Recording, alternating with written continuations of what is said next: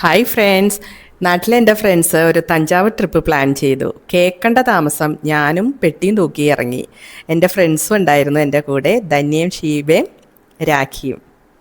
ഞങ്ങൾ ഇവിടെ നിന്ന് ട്രെയിന് തഞ്ചാവൂരെത്തി. അവർ നാട്ടിൽ നിന്ന് ട്രെയിനിൽ തഞ്ചാവൂരെത്തി. ഞങ്ങൾ നേരത്തെ എത്തിയായിരുന്നു കേട്ടോ, ഒരു 5 o'clock ആയപ്പോൾ.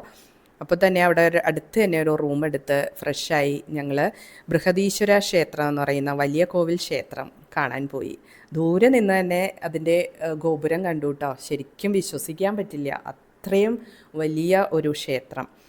ഞാൻ എൻ്റെ ലൈഫിൽ ആദ്യമായിട്ടാണ് കൊത്തുപണികളോടുകൂടിയ ഇത്രയും വലിയൊരു ക്ഷേത്രം കാണുന്നത്. അതിൻ്റെ ഒരു എക്സൈറ്റ്മെൻറ്റ് ഉണ്ടായിരുന്നു കേട്ടോ. അമ്പലം സൂപ്പറാണ്, ഒന്നും പറയാനില്ല. അത് മൊത്തം കല്ലുകൾ കൊണ്ടാണ് നിർമ്മിച്ചിരിക്കുന്നത്. ഏതാണ്ട് ക്രിസ്തുവർഷം 11-ാം നൂറ്റാണ്ടിലാണ് അത് പണി കഴിപ്പിച്ചതെന്ന് പറയും. അപ്പോൾ എത്രയോ പഴക്കം ഉണ്ടാവും അല്ലേ ആ ക്ഷേത്രത്തിന്. രാജരാജ ചോഴൻ എന്ന് പറയുന്ന ഒരു രാജാവ് അന്ന് പണി കഴിപ്പിച്ചതാണ് ഈ ക്ഷേത്രം. അപ്പോൾ അവിടെ ക്ലോക്ക് റൂമുണ്ട്. അവിടെ നമുക്ക് ചെരുപ്പും നമ്മുടെ ബാഗ് ലഗേജൊക്കെ വെക്കാം കേട്ടോ. അതിനുശേഷം നമുക്ക് 2 ഗോപുരം കടന്ന് വേണം ഈ ക്ഷേത്രത്തിലേക്ക് കയറാനായിട്ട്. പിന്നെ അതിന് ചുറ്റും വലിയ മതിൽക്കെട്ടാണ്. ശരിക്കും പറഞ്ഞാൽ ഭക്തി സാന്ദ്രമായിരുന്നു കേട്ടോ അവിടെ.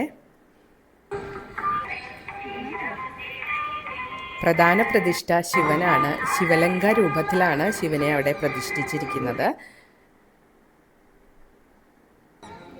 എത്രയോ അടി ഹൈറ്റ് ഉള്ള ഈ അമ്പലത്തിന് നിഴൽ ഒരിക്കലും ഉണ്ടാവില്ല എന്നാണ് പറയുന്നത്. എത്ര വെയിലാണെങ്കിലും ചുട്ട് പൊള്ളുകയായിരുന്നു കേട്ടോ. 6-7 മണി സമയത്തും നല്ല പുകച്ചിലെടുത്തു ഞങ്ങൾക്കൊക്കെ. ഞങ്ങൾ എന്നിട്ട് തൊഴുതൊക്കെ കഴിഞ്ഞ് കുറച്ച് ഫോട്ടോസൊക്കെ എടുത്തു. നമ്മുടെ ഡാൻസ് ടീച്ചറല്ലായിരുന്നോ കൂടെ, ആളുടെ കുറേ ഡാൻസ് പോസുകൾ ഞങ്ങൾ ക്യാമറയിൽ പകർത്തിയിട്ടോ. എന്താണെങ്കിലും ബാക്ക്ഗ്രൗണ്ടൊക്കെ നല്ല അടിപൊളിയല്ലേ. കല്ലിൽ കൊത്തിവെച്ച പ്രതിമകളൊക്കെ ആയിട്ടുള്ള ഒരു നല്ല അടിപൊളി ക്ഷേത്രം. പിന്നെ ഇതിൻ്റെ ചുറ്റും കുറേ ശിവലിംഗങ്ങൾ അവിടെ വെച്ചിട്ടുണ്ട്.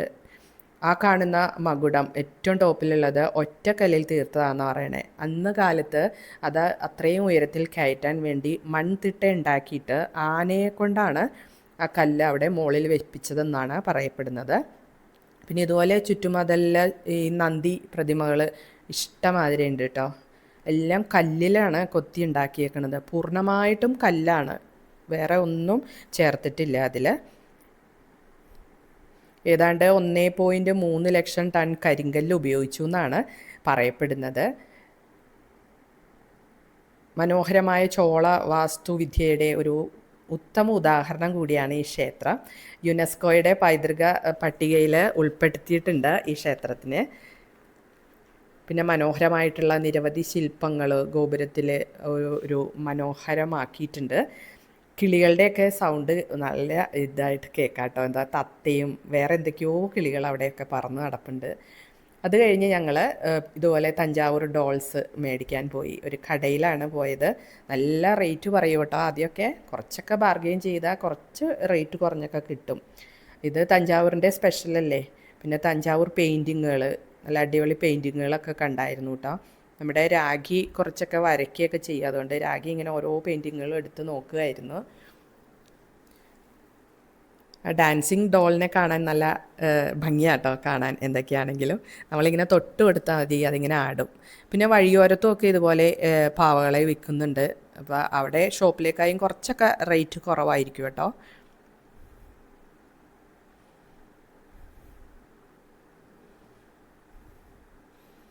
ഇവിടെയാണ് ഞങ്ങൾ റൂം എടുത്തത്. അത് അമ്പലത്തിൽ നിന്ന് കുറച്ച് നടന്നാൽ മതി, വാക്കബിൾ ഡിസ്റ്റൻസ് ആണ്. നല്ല റൂമായിരുന്നു കേട്ടോ. അതിനുശേഷം ഞങ്ങൾ ഒരു മാരിയമ്മൻ കോവിൽ വിസിറ്റ് ചെയ്തു. സൂപ്പർ അമ്പലമായിരുന്നു. അവിടെയും നല്ല തിരക്കായിരുന്നു കേട്ടോ. ഉള്ളിൽ കയറി തൊഴുത് ഞങ്ങൾ പുറത്തിറങ്ങി ചുറ്റുപാടും ഒന്ന് നടന്ന് കണ്ടു. അതുപോലെ തന്നെ കല്ലിലൊക്കെ കൊത്തിയുണ്ടാക്കിയ പ്രതിമകളൊക്കെയാണ് അവിടെയും.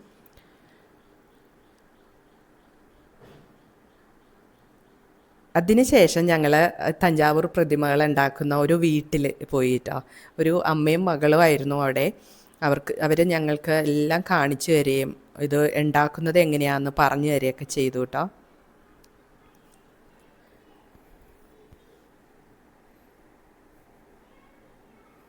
തഞ്ചാവൂർ കാണാൻ പോകുന്നവർ എന്തായാലും ഒരേ പെയർ പാവകൾ മേടിച്ചിരിക്കും.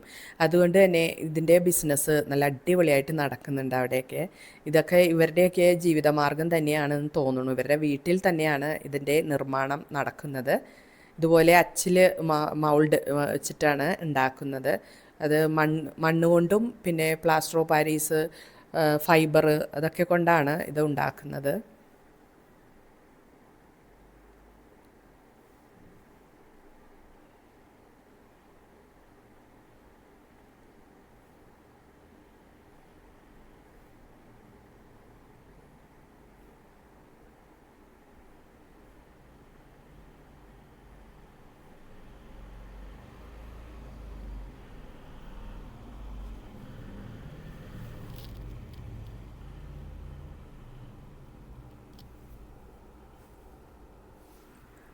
ഇതാണ് ശരിക്കും തഞ്ചാവൂരിൻ്റെ ട്രഡീഷണൽ പാവ എന്നാണ് പറയുന്നത്.